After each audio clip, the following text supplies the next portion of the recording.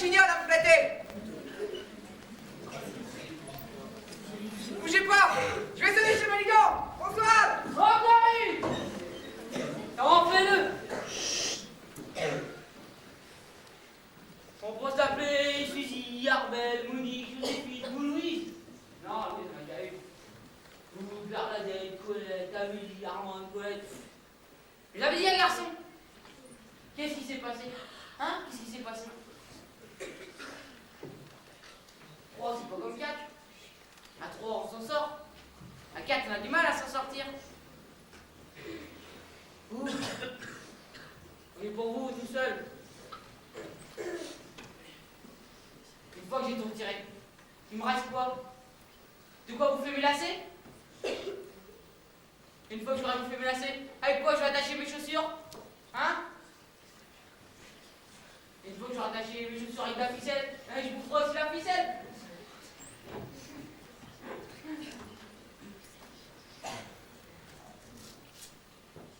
J'ai une famille maintenant.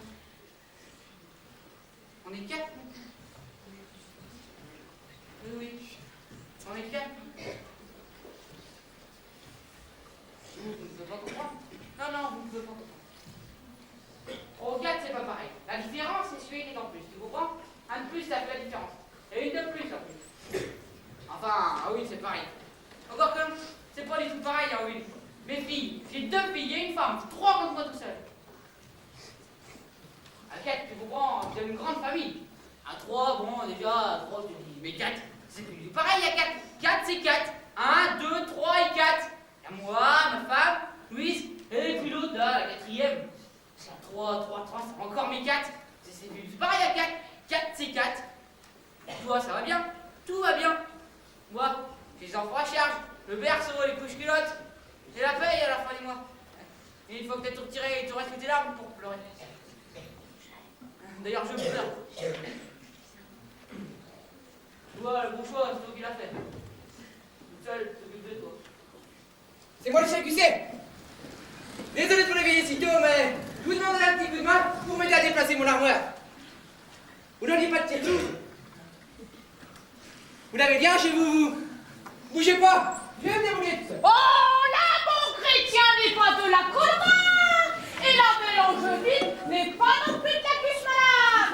Chaque jour a son nom, et chaque fois le sien. Des fois, je ne sais pas ce que c'est, les pois. C'est soit de la William, soit de la conférence, ou soit de la passe crassante, n'est-ce pas? Là, je comprends. Vous me dites des pois. La salade, c'est pas tant que vous y êtes. Donnez-moi de la salade. Votre mari, vous l'appelez par son nom. Eh bien, mes pois, c'est pareil. Les jolies petites histoires de Tante Mick.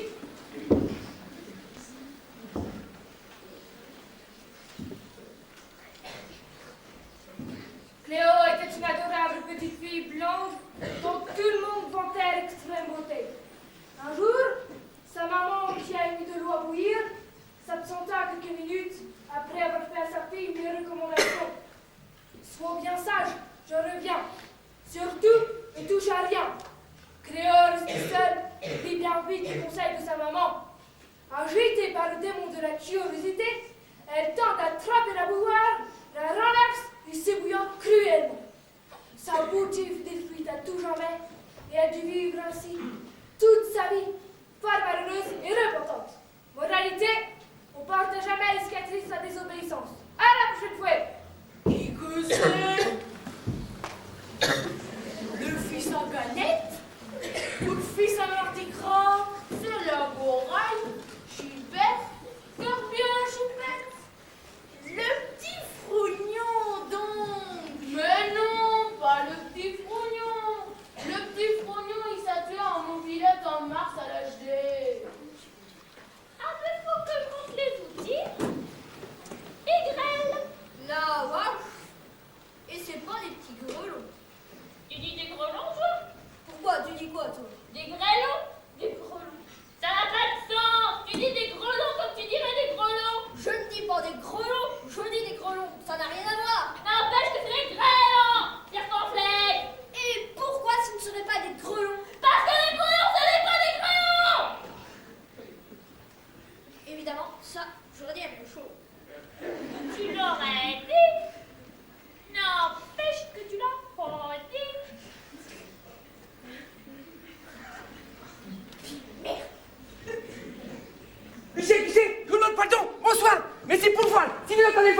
jamais rien peur que je l'attends chez moi. Non mais venez voir cette assistante là. Non mais venez voir. Pas loin. Près de la petite maison des Gautier. Au bord de la route. L'herbe du verger Léo. Même en hiver. Baisse-toi. Je lève le barbier. J'avance la tête. J'arrondis ma bouche. Mon nez heurte ta joue glacée. On s'embrasse. On s'embrasse très vite. Je tente de puiser dans mon imagination.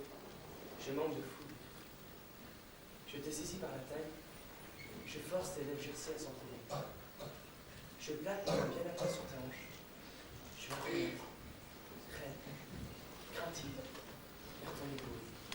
Puis, je prends la décision soudaine de la poser directement sur ton sein minuscule et remontant. Je regrette l'été. Ces nuits lapides. Le brasillement du ciel nous appelle.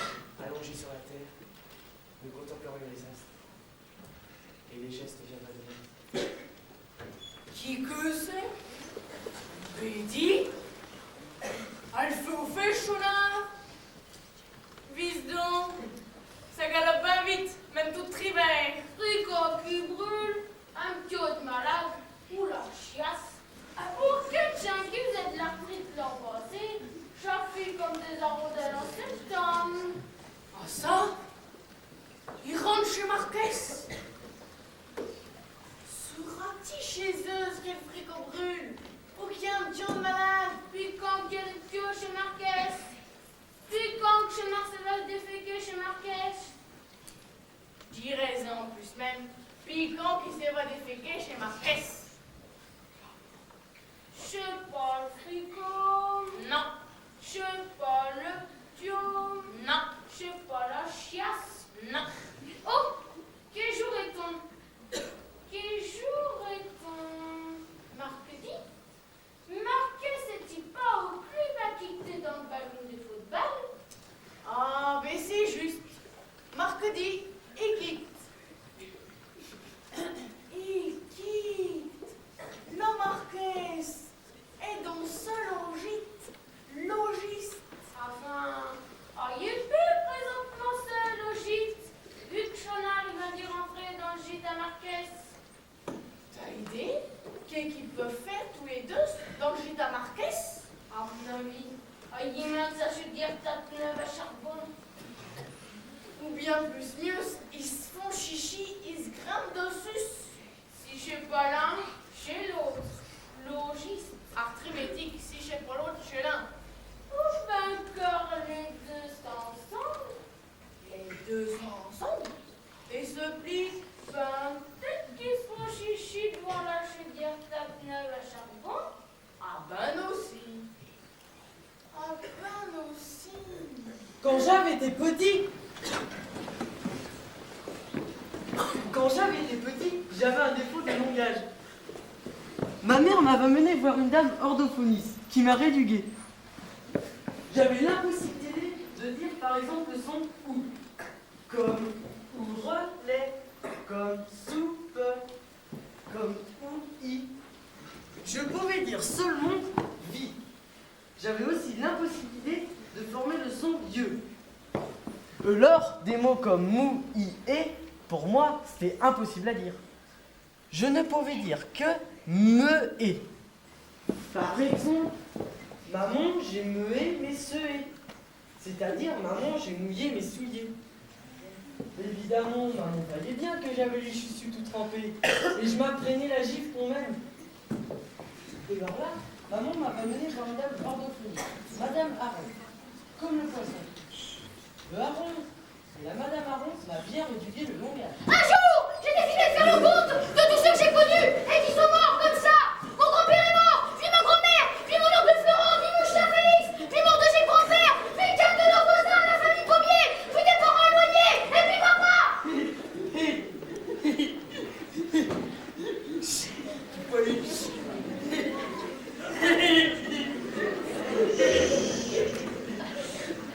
Marcel, il est beau, Marcel. Il est malade dans la tête, hein, Marcel. Va à la chasse avec Philou, Marcel. il aime bien Marcel, il est content. Marcel aussi, il est content.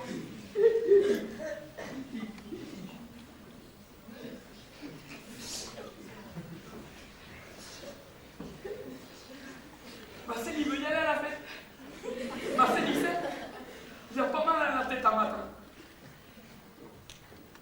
Mon copain, il dit... Qu'est-un, Marcel? Et qu'est-un caron, Marcel? Et sale, et puce, il pue. Même pas de caron, Marcel à la maison. Et maman, Choupin. Crie pas. Dio, putain. Crie fort. Du mal, Marcel. Du mal pour un pauvre tête à Marcel. Marcel, il veut y aller à la fête. Marcel, il est malin dans la tête. Il a pas mal à matin. Marcel, il sait. Il veut y faire aussi, Marcel. Il a vu ma neige. Il entend la fête. Marcel, il veut y aller. Pas putain, Marcel.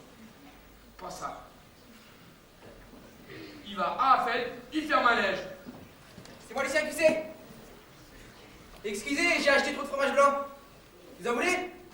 Je vous en donne. Je vous l'ai mis dans un pot de yaourt. Il est déjà sucré.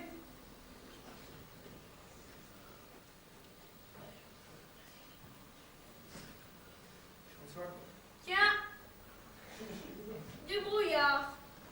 Du brouillard? Où est-ce que tu vois du brouillard? Ce que tu vois là, c'est de la fumée. C'est du brouillard. Ça, c'est de la fumée. Du brouillard. De la fumée. La fumée, ça ne rend pas. Le brouillard non plus, c'est de la fumée, je te dis.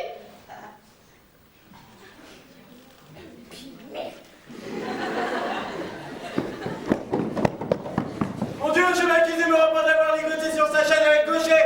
La vie, la touche profitant de ce qu'elle qui veut encore sa cuite de rêver. Mon Dieu, Jomard a commis un gros péché. Il a attaché la pauvre vieille Madame Latouche pendant qu'elle faisait la sieste. Et de lui avoir barbouillé les verres de ses lunettes de cirage noir. Il a voulu lui faire croire que ta lumière lui était tentée en peignant les verres de ses lunettes en noir. Et de lui avoir causé une science si formidable qu'elle en a une attaque. Il a ri et quand elle s'est réveillée de terreur, on a eu un transport au cerveau. Mon Dieu, c'est pas moi qu'on a eu l'idée, c'est Gaucher. Et comme il est plus fort que moi, j'ai été obligé de m'exécuter. Mon Dieu, j'ai beau essayer d'empêcher Jomard de commettre ses mauvaises actions, il ne veut pas m'entendre. Sois clément, mon Dieu, c'est Gaucher. Le salaud.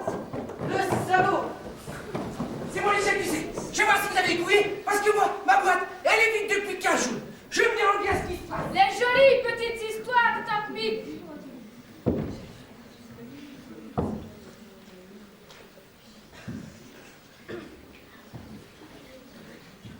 Léa était une petite fille fort gourmande. Elle mangeait tant qu'elle était devenue fort grasse ou guette. Elle avait un petit lapin qu'elle adorait. Un jour, qu'elle va se promener dans les bois, son petit lapin dans les bras, elle rencontre le loup. Le loup lui dit: j'ai faim, je jeûne depuis 3 jours. Désolé, fillette, mais c'est la loi de la nature. Cléa lui présente en sacrifice son petit lapin qu'elle adore, mais le loup dédaigne le chétif animal, préférant les appâts de la grâce de fillette. C'est ainsi qu'il emmène au fond du bois et la craque toute crue. Moralité, la gourmandise est toujours terrible. À la prochaine fois. Oh, des pommes, elles ont les pommes. Comme les poires, on a un nom pour chaque chose. Chaque chose a un nom et chaque pomme est le sien. Alors, c'est pas ce que vous voulez aujourd'hui. Ah, elle t'emmerde, ta mère manchette. Mais la mère manchette, elle est comme ça. J'aime bien que les choses aient un nom. Moi, c'est prudence, mes pommes, c'est pareil. Si c'est de la calvi, ce n'est pas de la mémère. Aujourd'hui, c'est soit de la Fuji, soit de la Golden, parce que des Canada, j'en ai plus. C'est moi, Lucien, qui sais. Dites donc, vous voyez venir me faire la conversation de temps en temps. Je suis tout seul. J'en peux plus. J'en crève. Je parle au mur. J'avais un poisson. Je l'ai perdu. Comment voulez-vous que je vous du vivarer comme ça, dans mon trou, dans mon tour? Oh, mais vous êtes dans la merde, un peu des dents. Vous me rappelez ma sœur. Je l'ai enterrée la semaine dernière. Une emmerdeuse, dites donc. Au moment de descendre le cercueil, on entend un bruit. Je dis, c'est l'imagination. Le fossoyeur et mon fils disent, non, on entend. Ça toque dans la bière. Moi, ça toque dans la bière. Son chapelet ou ses chaussures qui cognent. Non, voilà bien que ça tambourine. Des petits coups.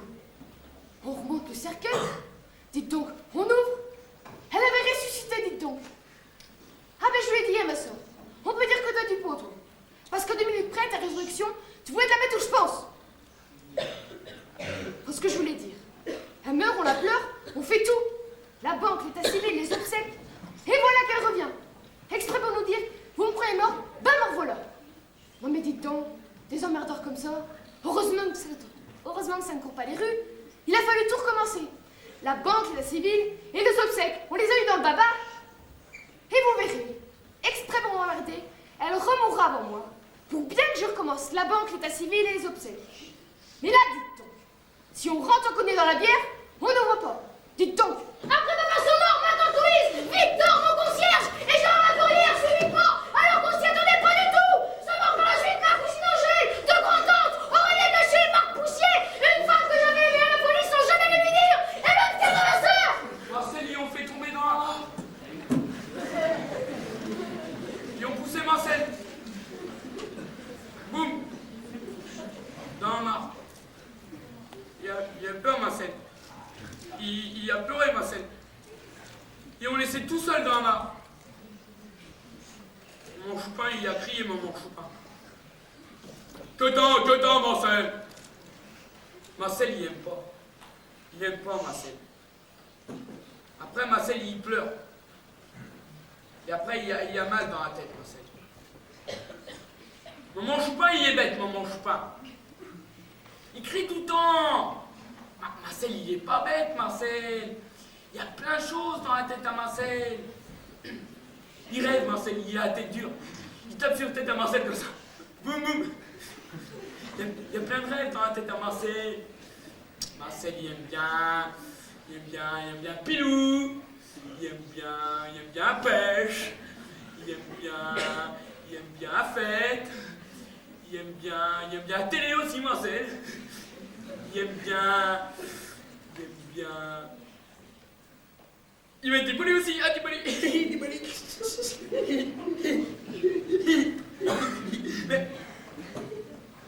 Mais il dit pas, il est dans la poche d'un Marcel, petit poilu.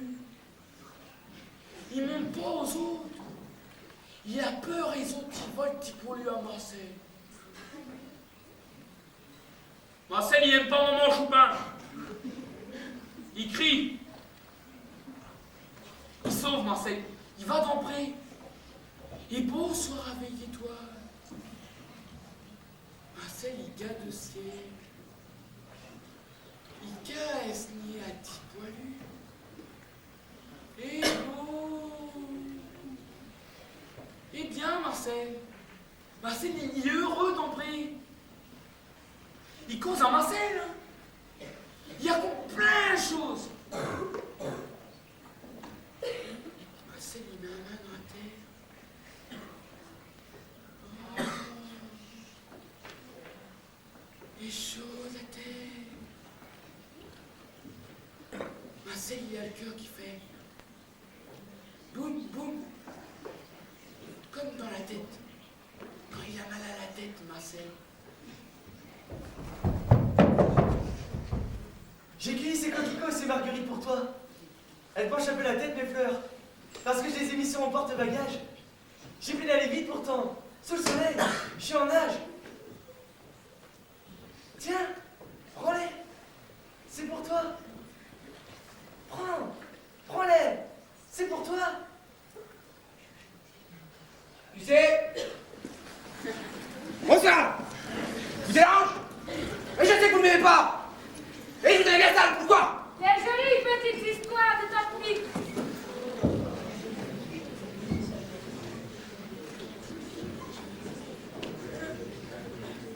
Car Hector et Marie, les deux ravissants petits tripés, se ressemblaient tant que leur maman, afin de ne pas les confondre, leur avait mis à chacun un joli ruban de couleurs différentes.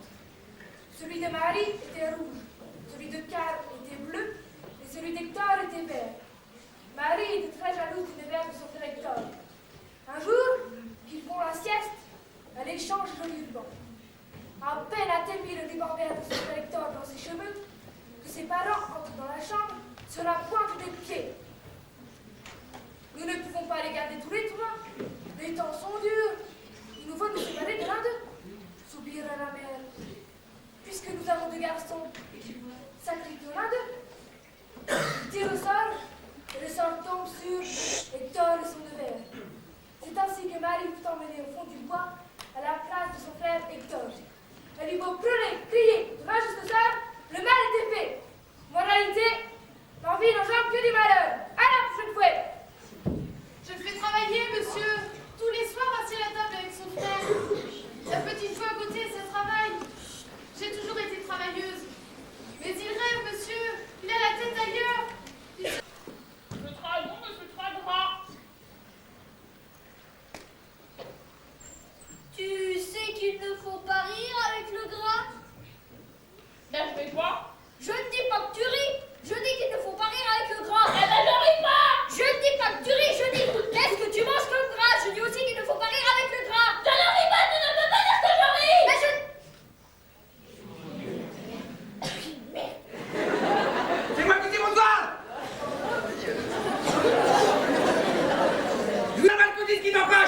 Bonsoir. Qu'est-ce que c'est que cette réelle pulsion? Comme de cracher dans l'autobus la figure de ce pauvre garçon, comme de pincer l'oreille de ce pauvre monsieur. Qu'est-ce que c'est que ces mauvaises actions qui te viennent on ne sait qui, on ne sait où? Comme de tirer les cheveux de cette pauvre petite fille, ou découper la jupe de ta sœur avec ses petits ciseaux.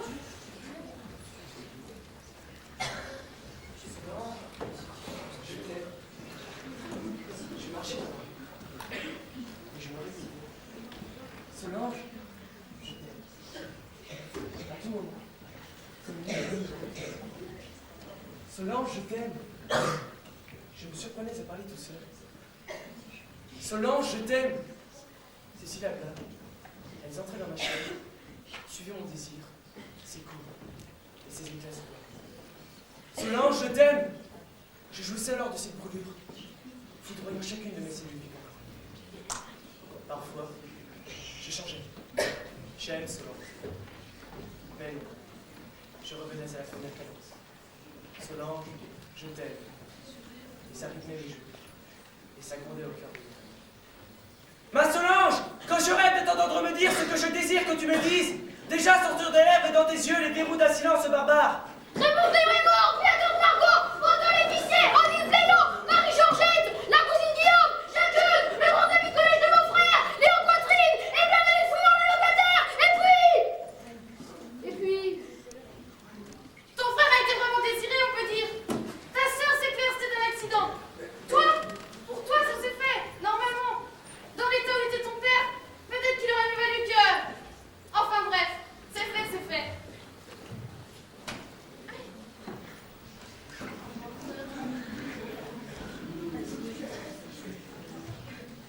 C'est moi, qui c'est? Votre ancien voisin. Je suis mort depuis 6 mois. Vous n'êtes même pas venu à mes obsèques. Enfin bon, j'aurais besoin qu'on arrose les chrysanthèmes. Si vous pouvez bien faire un tour. Merci. Ulfa extrême iura babilas. Car nul temps déjà n'y a. L'or babilas. Faisons la paix. Et dormons côte à côte. Comme le jour où tu nous menais dans la grange de mon père. Et que tu m'as pris à t'aimer. Comme je n'avais jamais aimé. Babilas.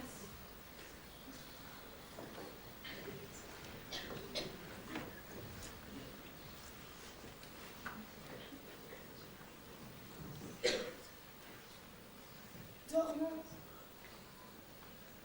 Dormons, redisons-nous à si douce voix, que pas un ne nous comprenne ces mots sacrés qui s'échappaient de nous ce jour-là dans le foie frais coupé. Dormons. Dormons, notre vieil amour. Et écoutons nos petits qui dansent l'agneau sous le soleil des vivants, et réinventent les mêmes petits mots gentils et sacrés que les nôtres. Aimons-nous. Aimons-nous. Dis le corps, mon Babilas, que j'afflue ton unique tendresse.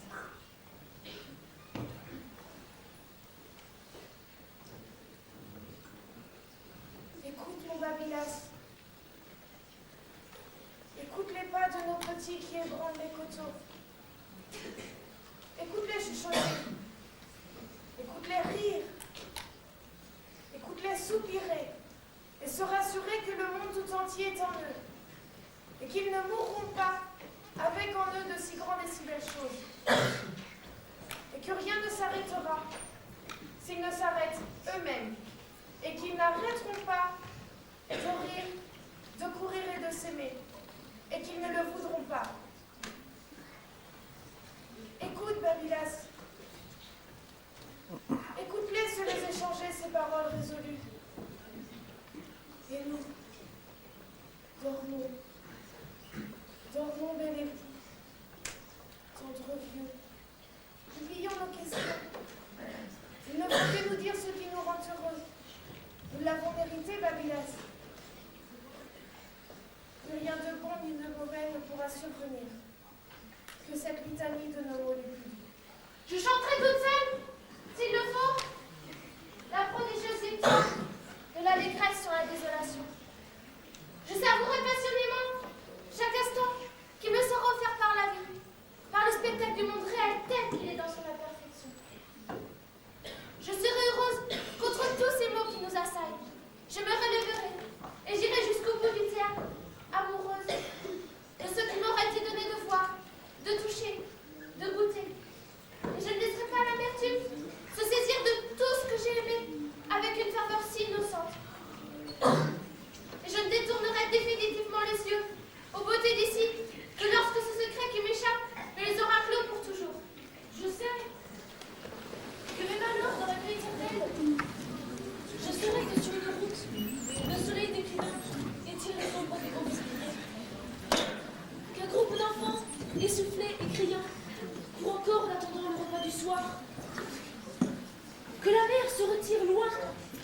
roches de schiste, les miroites, impassibles.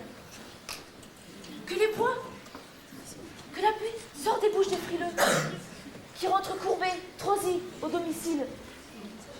Que des mots se disent, que juillet éclate, glorieux et terrible, que l'on s'aime quelque part, que les fruits se gonflent de sucre, que les bois frémissent à la caresse du vent, que la nuit déverse sur les champs sa rayonnante beauté. Rien ne finira. Après nous, d'autres viendront, d'autres commenceront et trouveront le bonheur au paradis. Sous l'intensité pleine de promesses d'un regard, dans la magnifique couleur des passions, dis comme tu aimeras le jus des pays d'eau. Dis comme tu seras heureuse d'un ciel sans nuages et d'une main dans la tienne. Dis comme tu courras le temps par les collines, les sentiers et les bois où tu as des saintes.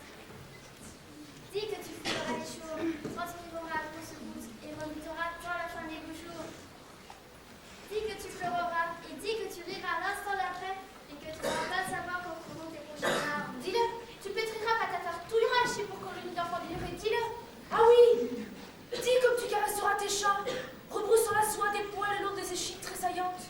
Dis comme tu guetteras avide le frémissement de l'automne. Allongé sous la voûte noire, tu feras tienne la volupté du vertige. Dis-le. Dis-nous que tes sommeils seront peuplés d'histoires fantasques. Elle avait peu d'avantages et vivait de ses ménages. Il était un peu bossu, l'employé de la sécu. Il aima dès qu'il la vit, sans attendre il le lui dit. Elle ne vit pas sa disgrâce tant il était beau de face. Entre ce fut la passion, il est mort à l'ascension. Ils étaient faits l'un pour l'autre, elle le suivit à Pentecôte. Sur leur tombe on inscrivit qu'ils avaient vécu leur vie. Dessous c'est mon gravat, quand c'est fini on s'en va. Dessous c'est mon gravat, quand c'est fini on s'en va.